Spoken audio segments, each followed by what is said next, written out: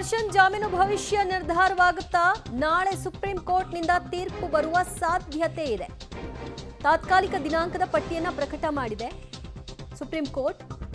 ನಾಳೆಗೆ ತಾತ್ಕಾಲಿಕ ಪಟ್ಟಿಯನ್ನ ಪ್ರಕಟಿಸಿರೋ ಹಿನ್ನೆಲೆಯಲ್ಲಿ ನಾಳೆ ದರ್ಶನ್ ಅವರ ಭವಿಷ್ಯ ನಿರ್ಧಾರವಾಗುತ್ತಾ ಅಂತ. ಯಾಕಂದ್ರೆ ವಿಚಾರಣೆಯನ್ನ ಮುಗಿಸಿದೆ, ತೀರ್ಪಷ್ಟೇ ಕಾದಿರಿಸಿದೆ ಸುಪ್ರೀಂ ಕೋರ್ಟ್. ನಿಮ್ಮೆಲ್ಲರ ವಿವರಗಳನ್ನ 10 ದಿನಗಳ ಒಳಗಾಗಿ ಕೊಡಿ ಅಂತ ಕೂಡ ಹೇಳಿತ್ತು. ಈಗ ಎಲ್ಲ ಆರೋಪಿಗಳ ಪರ ವಕೀಲರು ಕೂಡ ನ್ಯಾಯಾಲಯಕ್ಕೆ ತಮ್ಮ ಲಿಖಿತ ವಾದವನ್ನ ಮಂಡಿಸಿದ್ರು. ಮತ್ತಷ್ಟು ಅಪ್ಡೇಟ್ಸ್ ಪಡೆಯೋಣ ನಮ್ಮ ಪ್ರತಿನಿಧಿ ಮುರಳೀಧರಿಂದ. ಮುರಳಿ, ನಾಳೆಗೆ ತಾತ್ಕಾಲಿಕ ಪಟ್ಟಿ ಪ್ರಕಟ ಮಾಡಿದೆ ಅಂದ್ರೆ ನಾಳೆ ತೀರ್ಪು ಬರೋ ಸಾಧ್ಯತೆ ಇದೆಯಾ?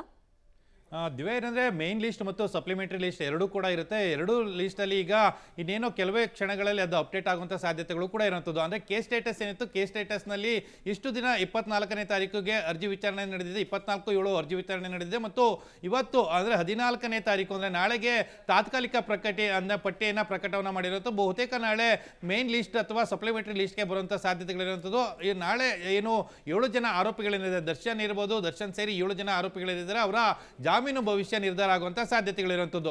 ಸಪ್ಲಿಮೆಂಟರಿ ಲಿಸ್ಟ್ ಅಥವಾ ಮೇನ್ ಲಿಸ್ಟಲ್ಲಿ ಏನಾದರೂ ಇನ್ನೊಂದು ಸ್ವಲ್ಪ ಹೊತ್ತಿನಲ್ಲಿ ಅಧಿಕೃತವಾಗಿ ಪ್ರಕಟವಾದರೆ ನಾಳೆಗೆ ಅದು ಲಿಸ್ಟ್ ಆಗುತ್ತೆ. ಲಿಸ್ಟ್ ಆದ ಬಳಿಕ ನಾಳೆ ಏನು ಬೇಲಿನ ಆದೇಶ ಏನಿತ್ತು, ಬೇಲಿನ ಆದೇಶವನ್ನು ಕೂಡ ಪ್ರಕಟವನ್ನು ಮಾಡುವಂಥದ್ದು. ಸಾಮಾನ್ಯವಾಗಿ ಈ ವಿಚಾರಕ್ಕೆ ಸಂಬಂಧಪಟ್ಟಂತೆ ಸಾಕಷ್ಟು ನಿರೀಕ್ಷೆಗಳಿದ್ದಾವೆ. ಯಾಕೆಂದರೆ ಹೈಕೋರ್ಟ್ನ ಆದೇಶ ಇರ್ಬೋದು ಮತ್ತು ಸುಪ್ರೀಂ ಕೋರ್ಟ್ ಅದನ್ನು ಪರಿಗಣನೆಗೆ ಯಾವ ರೀತಿಯಲ್ಲಿ ತೆಗೆದುಕೊಂಡಿದೆ, ಜೊತೆಗೆ ಸರ್ಕಾರಿ ಪರ ವಕೀಲರ ವಾದ, ಜೊತೆಗೆ ಆರೋಪಿಗಳ ಪರ ವಕೀಲರ ಲಿಖಿತ ವಾದಗಳು, ಇದೆಲ್ಲ ಕೂಡ ಸಾಕಷ್ಟು ಕುತೂಹಲವನ್ನು ಮೂಡಿಸಿರೋ ಹಿನ್ನೆಲೆಯಲ್ಲಿ ನಾಳೆ ಏನಾದರೂ ಬೇಲ್ನ ಆದೇಶ ಬಂದರೆ ದರ್ಶನ್ಗೆ ಸಂಕಷ್ಟ ಸಿಕ್ಕುತ್ತಾ ಅಥವಾ ಸಿಹಿ ಸಿಕ್ಕುತ್ತಾ, ಕಹಿ ಸಿಕ್ಕುತ್ತಾ ಅನ್ನೋದ್ರ ಬಗ್ಗೆ ಸಾಕಷ್ಟು ಕುತೂಹಲ ಮೂಡಿಸಿರುವಂಥದ್ದು. ದಿವ್ಯಾ,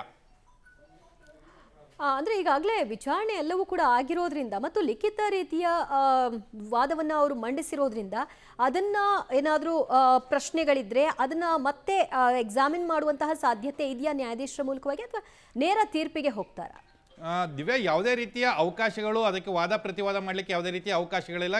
ಕೇವಲ ಪ್ರನೌನ್ಸ್ಮೆಂಟ್ ಆಫ್ ಆರ್ಡರ್ಸ್ ಅಂತ ಮಾತ್ರ ಇರುತ್ತೆ. ಆ ಹಿನ್ನೆಲೆಯಲ್ಲಿ ಆ ಆದೇಶವನ್ನು ಪ್ರಕಟವನ್ನು ಮಾಡ್ತಾರೆ. ಆದೇಶವನ್ನು ಪ್ರಕಟವನ್ನು ಮಾಡೋ ಸಂದರ್ಭದಲ್ಲಿ ಅವರಿಗೆ ಬೇಲ್ ಇದೆಯಾ, ಬೇಲನ್ನು ಕಂಟಿನ್ಯೂ ಮಾಡಬೇಕಾ ಅಥವಾ ಬೇಲನ್ನು ರದ್ದನ್ನು ಮಾಡಬೇಕಾ, ಎರಡೇ ವಿಚಾರಗಳನ್ನು ಹೇಳುವಂಥದ್ದು. ಜೊತೆಗೆ ಟ್ರಯಲ್ ವಿಚಾರಕ್ಕೂ ಕೂಡ ಈಗಾಗಲೇ ಸರ್ಕಾರಿ ಪರ ವಕೀಲರ ಬಳಿಯಲ್ಲಿ ಸುಪ್ರೀಂ ಕೋರ್ಟ್ ಕೆಲವೊಂದು ಸ್ಪಷ್ಟನೆಗಳನ್ನು ಕೂಡ ಕೇಳ್ಕೊಂಡಿದೆ. ಟ್ರಯಲ್ ಅಂದರೆ ಈಗ ಏನಾದರೂ ಬೇಲ್ ಕ್ಯಾನ್ಸಲೇಷನ್ ಏನಾದರೂ ಆದರೆ ಎಷ್ಟು ದಿನಗಳ ಕಾಲ ಆ ಟ್ರಯಲನ್ನು ಮಾಡಿಸಲಾಗ್ತದೆ, ಜೊತೆಗೆ ಟ್ರಯಲ್ ವಿಚಾರಕ್ಕೆ ಯಾವ ನಿರ್ಧಾರಗಳನ್ನು ಈಗಾಗಲೇ ಸರ್ಕಾರಿ ಪರ ವಕೀಲರು ಮತ್ತು ಕೆಳಹಂತದ ನ್ಯಾಯಾಲಯದಲ್ಲಿ ತೀರ್ಪುಗಳನ್ನು ಮಾಡ್ಕೊಂಡಿದ್ದೀರಿ, ತೀರ್ಮಾನಗಳನ್ನು ಮಾಡ್ಕೊಂಡಿದ್ದೀರಿ, ಇದೆಲ್ಲದ್ರ ಬಗ್ಗೆ ಕೂಡ ಮಾಹಿತಿಯನ್ನು ಕೇಳಿರೋ ಹಿನ್ನೆಲೆಯಲ್ಲಿ ಅದರ ಬಗ್ಗೆ ಯಾವುದಾದ್ರೂ ಉಲ್ಲೇಖವನ್ನು ಮಾಡುವಂಥ ಸಾಧ್ಯತೆಗಳಿರುವಂಥದ್ದು.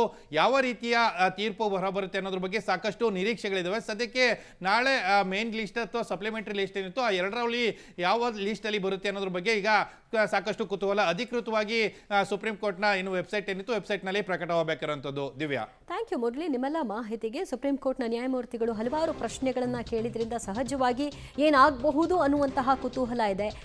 ತಾತ್ಕಾಲಿಕವಾಗಿ ಈಗ ಪಟ್ಟಿಯನ್ನು ಮಾಡಿದ್ದಾರೆ.